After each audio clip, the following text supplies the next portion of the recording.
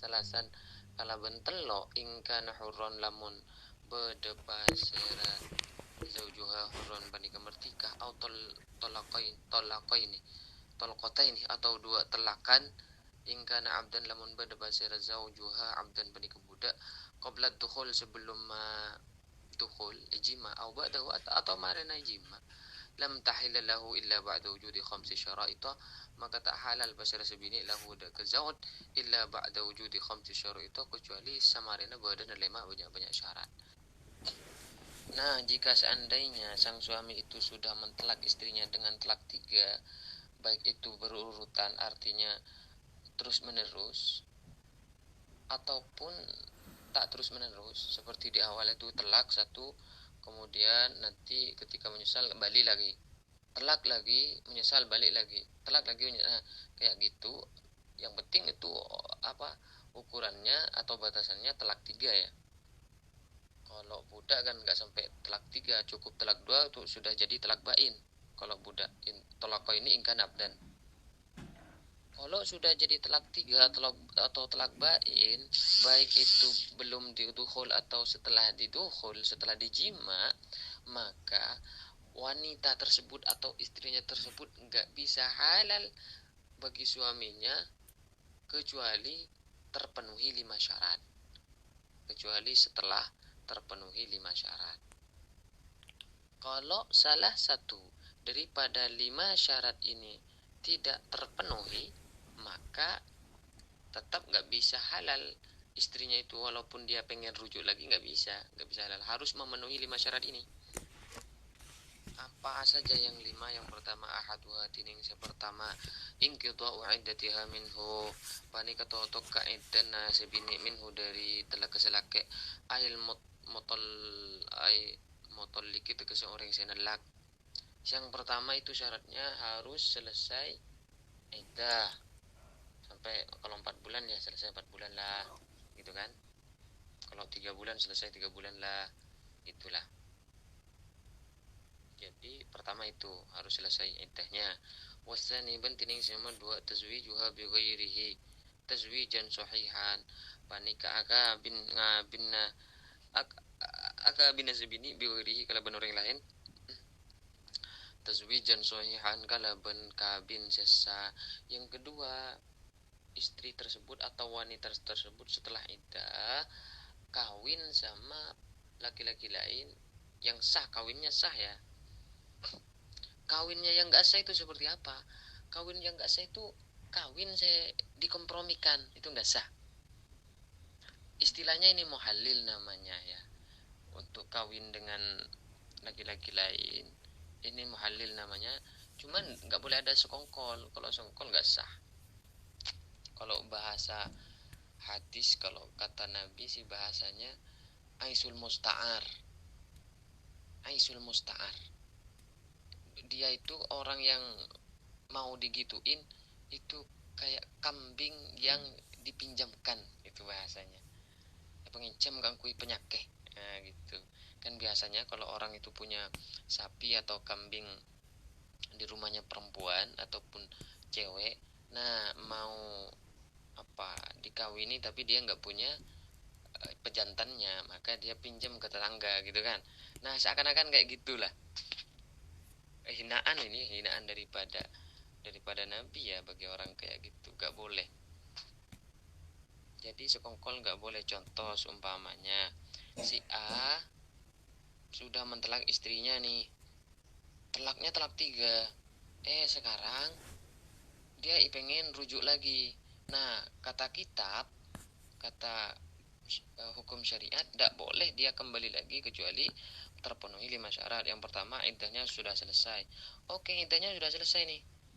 Belum selesai nih. Yang kedua, harus ada laki-laki lain yang mengawininya. Nah, maka kemudian sama si A ini dicariin laki-laki yang bisa dikompromikan. Ayo, tolong, saya minta tolong karena saya pengen kembali lagi sama istri saya, tolong kawini istri saya, habis itu ditelak lagi ya. Nah ini namanya kompromi. Yang kayak gini gak sah, gak boleh, hukumnya haram juga gak sah gitu.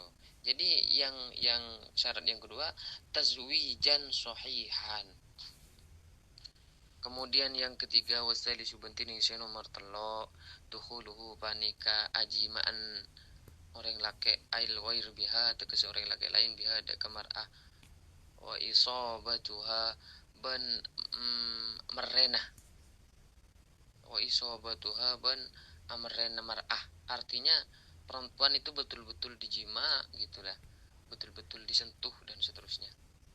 Itu syarat yang ketiga, harus disentuh, tidak hanya dikawini orang lain itu akan atau bahasanya muhallil itu akan, tetapi juga harus dijima lagi gitu, harus disentuh.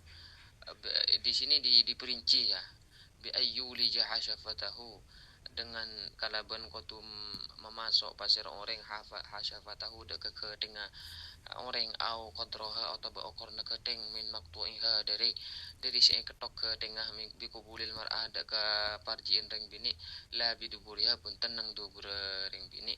Syarat boleh bisyartil intisyar fi dzakar, kalaban syarat intisyar cengkeng ataupun manceng fi dzakari dalam dzakarah.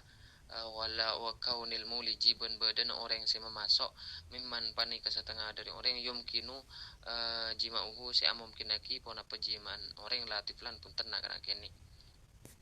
Ini syarat yang ketiga. Setelah dikawini oleh laki-laki lain, perlu juga harus dijima oleh dirinya, oleh yang ngawinin itu. Betul-betul dijima, dan jimanya itu bukan karena terpaksa. Ini sampai dijelaskan sampai masuk, betul-betul masuk ya, bukan hanya kecup-kecupan saja, tapi betul-betul dua kemaluan itu saling bertemu gitu, masuk ya. Bisyartil intisyar, syartil intisyar ini artena beniken beniken paksa ataupun beniken apa namanya, ya paksa lah, nggak mau, dia nggak mau berhubungan cuman dipaksa, bukan kayak gitu, tapi memang betul-betul semangatnya sendiri, pilihannya sendiri. Ya orang biasa roh lakar cetero deh ya, bisyartil intisyar fit dzakar.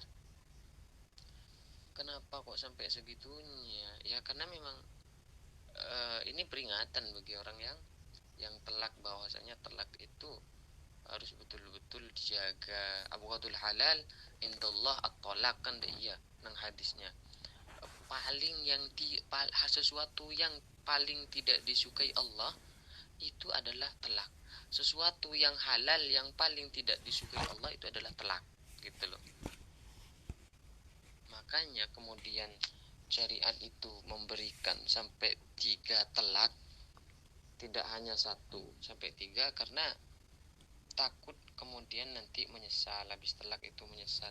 Sebenarnya itu apa, kasihan sama orang yang habis telak itu, maka jangan main-main sama telak. Kalau sudah telak 3, maka ya seperti ini konsekuensinya.